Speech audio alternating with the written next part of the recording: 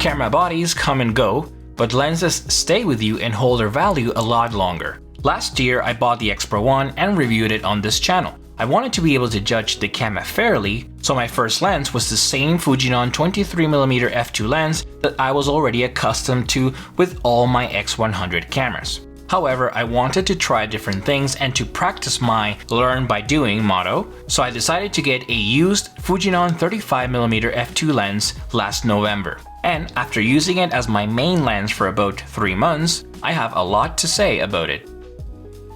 Hi, welcome back. If you're new here, my name is Jorge. On this channel, we talk about photography and filmmaking.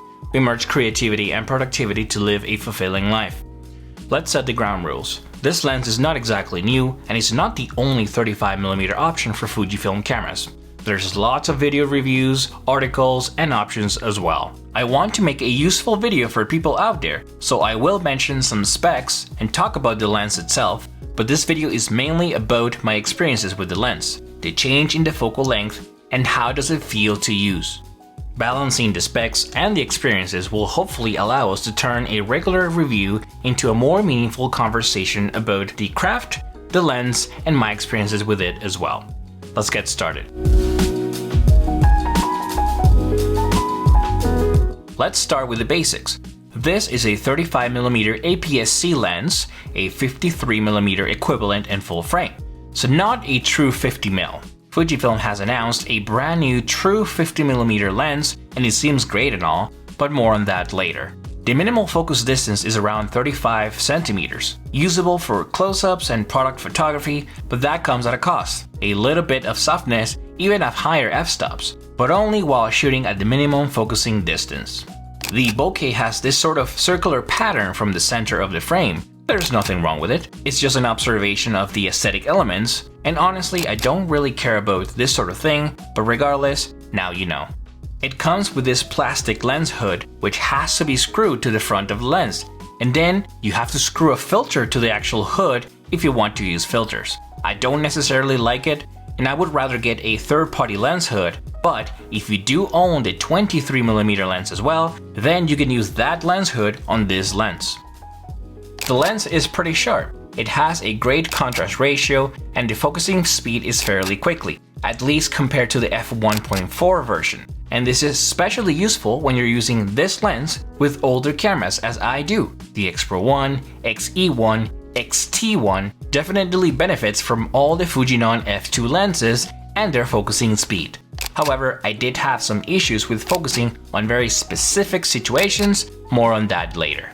Weather resistance is a big deal. The extra peace of mind and protection against the elements really matters. I mentioned this in my X100V review, but not being able to capture the moment that you wanted due to the lack of weather resistance and having to return to the same spot later is not ideal. That being said, the weather resistance on this lens is not perfect.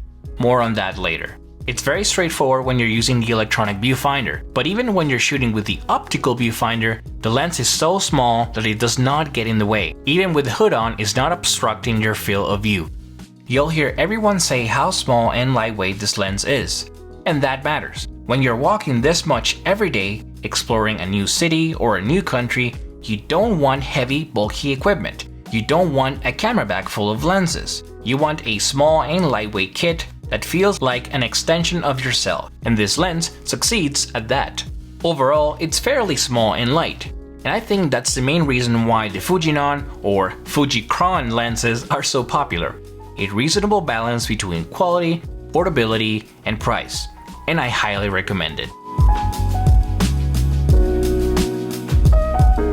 Before I start talking about my experiences, I think it's important to make the distinction between the lens and the focal length. A lens might be mechanically and optically perfect, the pinnacle of engineering, if you will.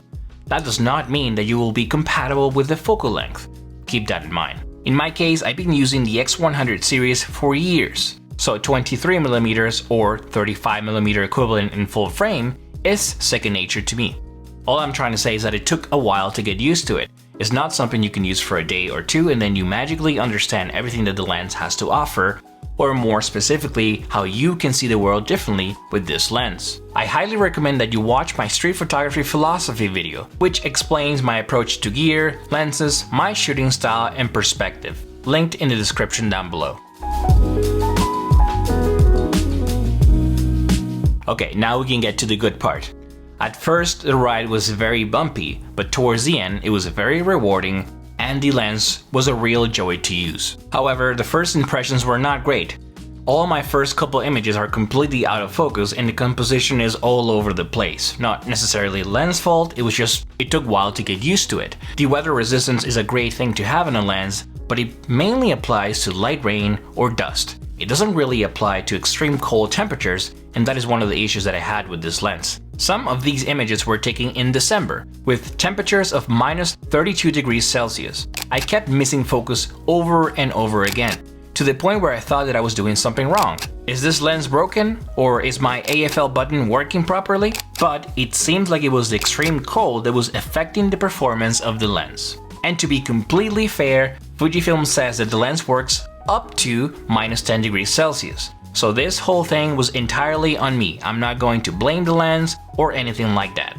And this goes to show that when we read weather sealing or weather resistant, we automatically assume that the lens will work in any sort of environment, any sort of condition. At least I did. I was wrong. Now you know. Moving on.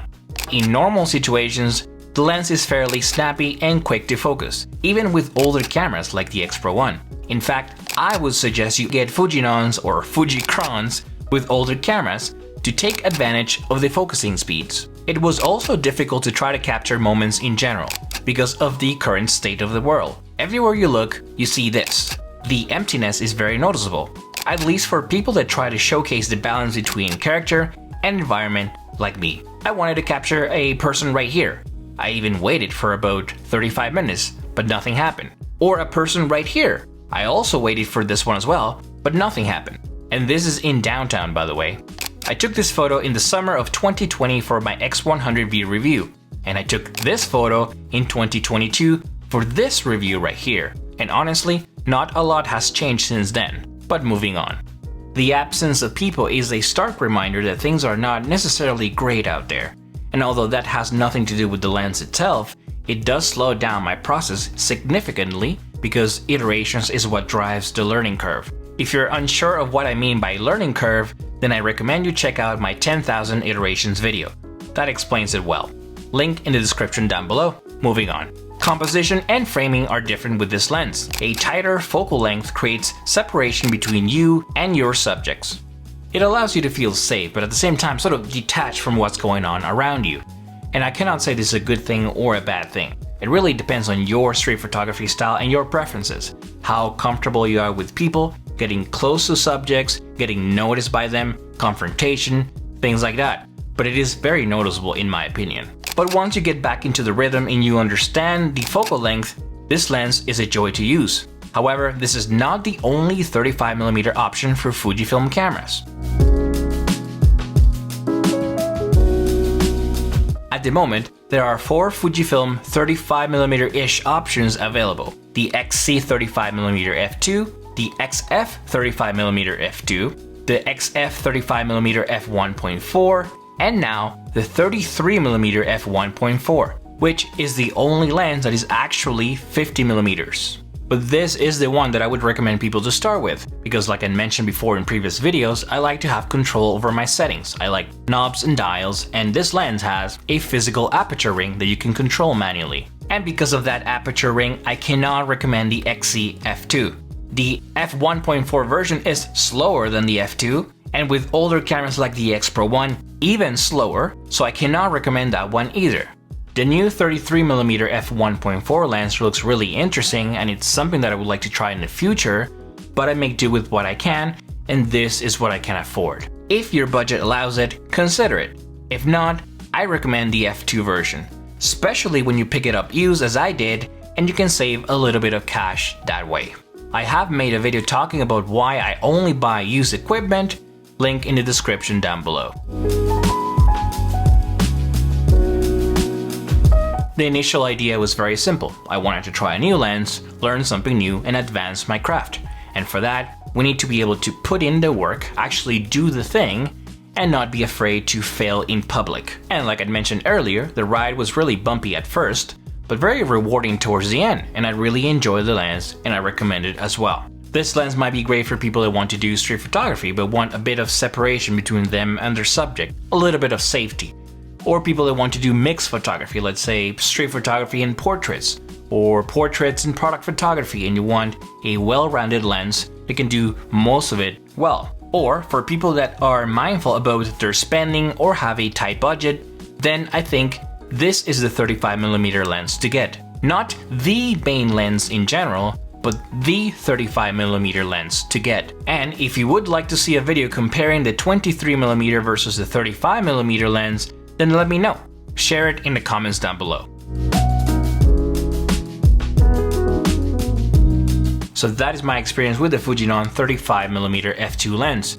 A reasonable balance between quality, portability, and price, and I highly recommend it. As always, I'm curious to know, what do you think? Did you enjoy shooting with the 50mm equivalent focal length? Do you own this lens or any other 35mm lens? Share your thoughts in a comment down below. But that is it for today's video. If you found this video helpful or valuable, please like and subscribe, follow me on Instagram, and join my free newsletter as well. Thank you very much for watching, for giving me your time and your energy, and good luck with your creative process.